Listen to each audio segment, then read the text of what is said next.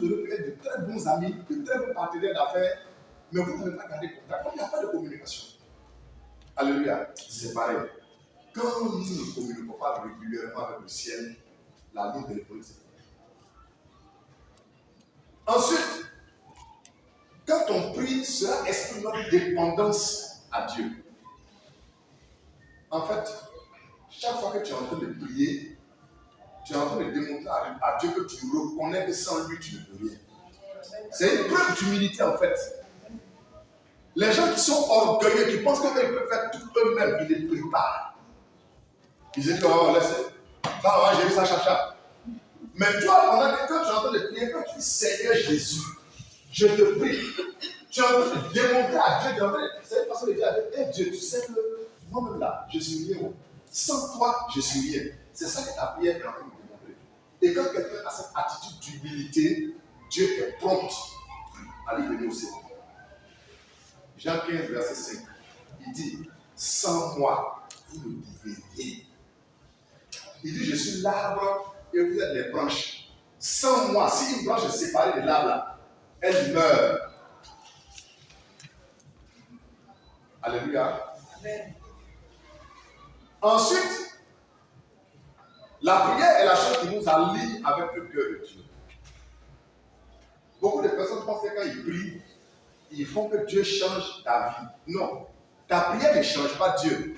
Mais ta prière te transforme plutôt toi-même pour que tu sois aligné avec la volonté de Dieu. Quelqu'un a compris ce français-là, c'est un peu complexe, non? J'ai dit que les prières que tu fais, ce ne sont pas les prières qui changent Dieu. Parce que Dieu, il est immuable, il ne change pas, il est invariable. La Bible dit qu'en lui, il n'y a pas de variation. C'est nous qui avons un cœur tordu. Au point où Dieu dit que le cœur de l'homme est tortueux par-dessus tout. Donc, une vie de prière constante, engagée, avec persévérance, en réalité, c'est toi-même qui es en train de subir une transformation. Plus tu pries, plus tu t'approches de lui.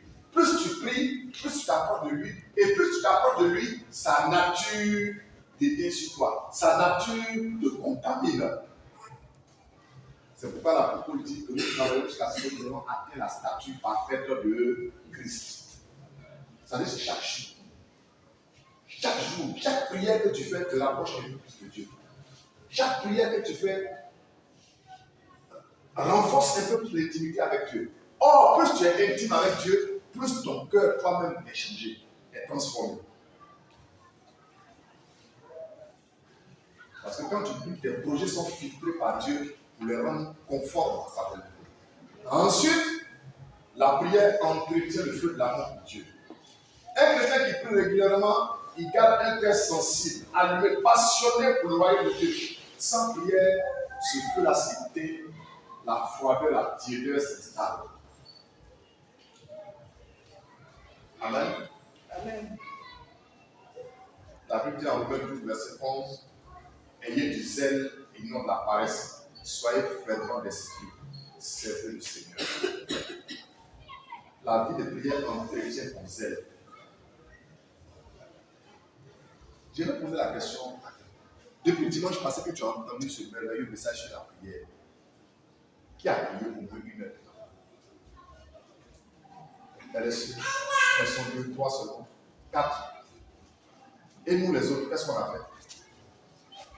Donc la sœur est venue, Jafri devant nous comme ça, et puis on a allé et puis rien. Mais dis-moi, c'est à quel moment tu vas mettre en pratique l'enseignement sur la prière?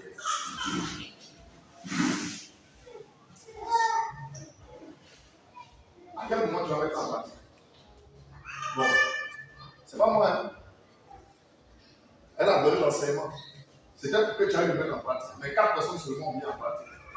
Je suis convaincu aussi que si on lui a dit de donner témoignage, ils vont te dire qu'on a essayé, on a vu qu'il y avait des résultats quand même. Et nous autres, qui n'avons pas pratiqué,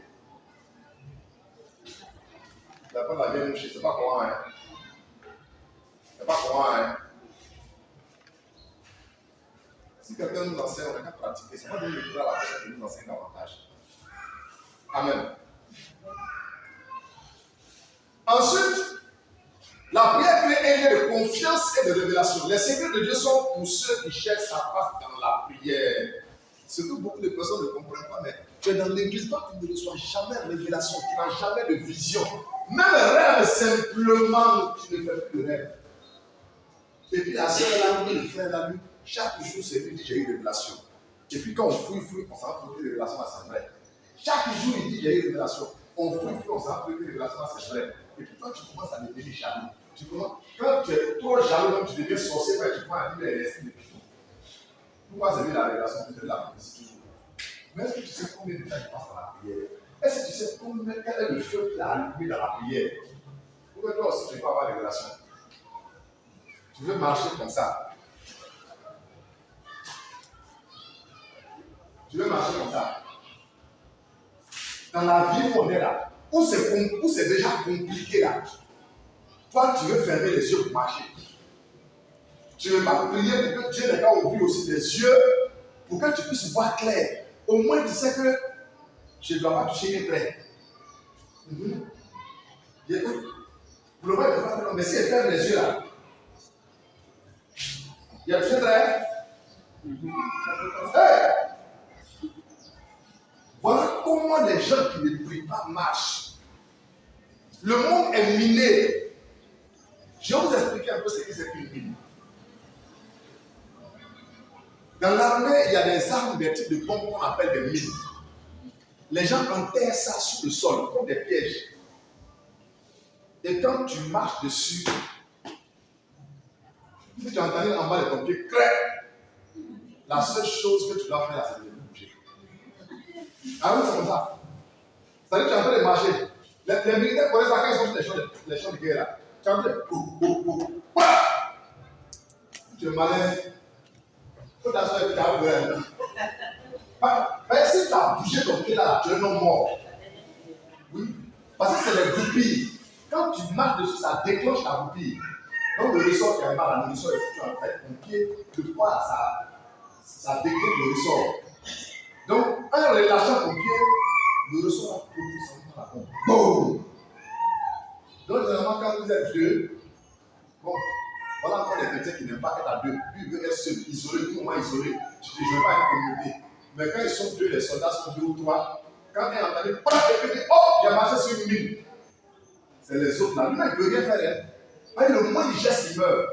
C'est les autres là qui vont enlever leur couteau. Ils vont mettre la balle de son pied un peu. Et ça peut prendre 1 heure de temps pour bloquer ça. Pendant ces 1 heure de temps, après, il pleut, tu transpires. Il pleut, tu transpires en bas de lui là. Déjà, tu es en train d'entendre. Comment on appelle? On dit, je pense que tu es en train d'entendre le petit mortier que les gens pillent au ciel là-bas. Là.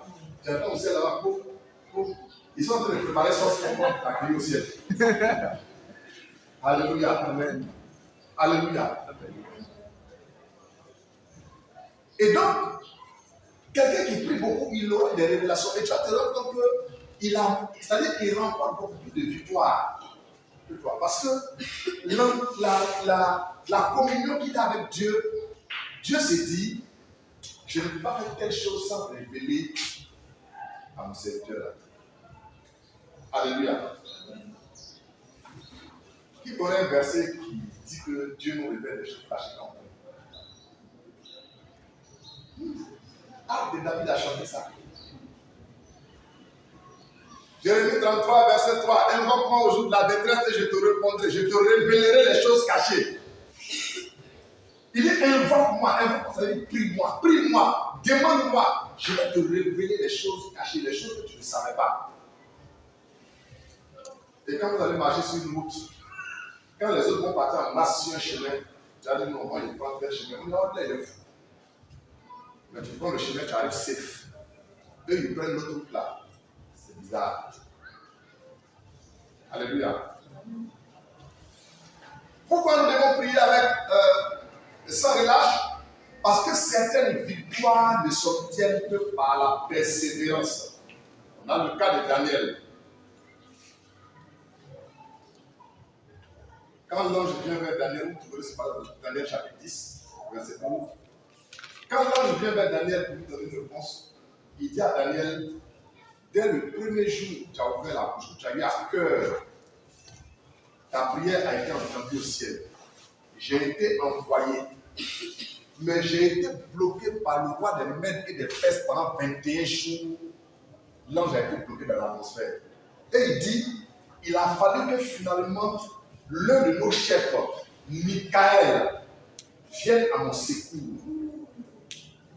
pour que je puisse enfin venir t'apporter les réponses aux questions que tu posais à Dieu.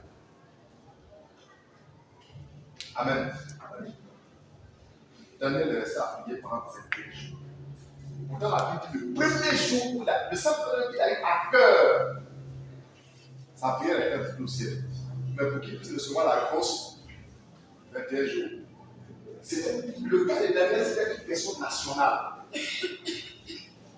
Une question d'esclavage ou de liberté. Ton cas, je ne le sais pas. Mais pendant combien de temps et avec quelle persévérance et quelle consistance et avec quelle fréquence as-tu prié pour prétendre que Dieu ne t'entend pas? Daniel aurait pu dire, mais écoutez, Dieu ne m'entend pas, il n'exauce pas. 21 jours, je suis en train de prier Dieu, c'est bon. Et puis passer à autre chose. Mais passer à autre chose condamnait Daniel et son peuple à demeurer dans l'esclavage.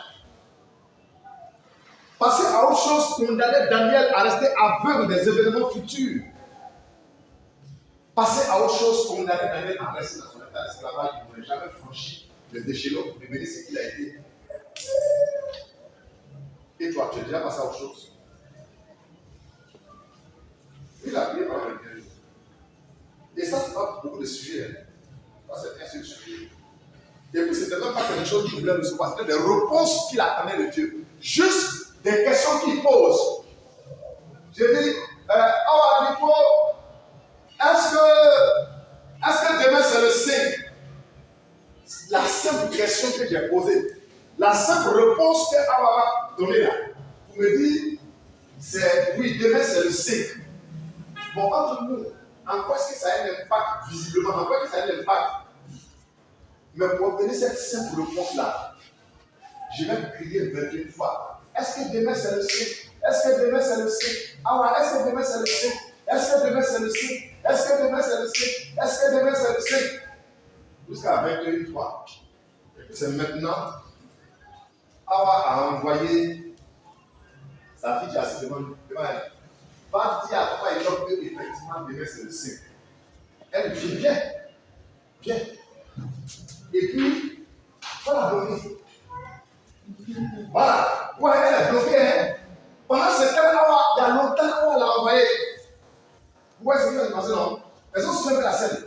Il y a longtemps, vous avez la première question qu'elle a envoyée. Vous venez me répondre simplement. Ce n'est pas pour venir me donner la vie. Ce n'est pas pour venir me donner la. Juste venir m'informer que demain c'est le 5. Elle est bloquée par un roi. Amen. Et puis moi je continue. Est-ce que demain c'est le 5? Je continue. Est-ce que demain c'est le 5? Est-ce que demain c'est le 5? Qu'est-ce que Awa fait? Awa va prendre Cédric. Awa va t'envoyer. Tu es plus fort que Touré. Viens, faut venir dégager la route. Quand j'ai parlé 21 fois, il a enlevé la main et puis en fermant ça, tu le tout. Tu as enlevé, tu as dégagé la route. Et puis maintenant, elle continue maintenant. Oui, on dit quoi? Demain c'est le 5 en fait.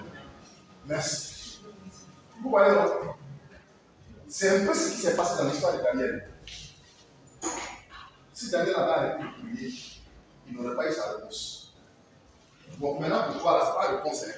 C'est quelque chose que tu veux obtenir. Donc ça semble plus complexe. Ça semble plus compliqué que pour Daniel. Et toi, tu es fatigué de prier. Que Dieu te relève au nom de Jésus. Amen. Que Dieu te relève au nom de Jésus. Amen. Alléluia.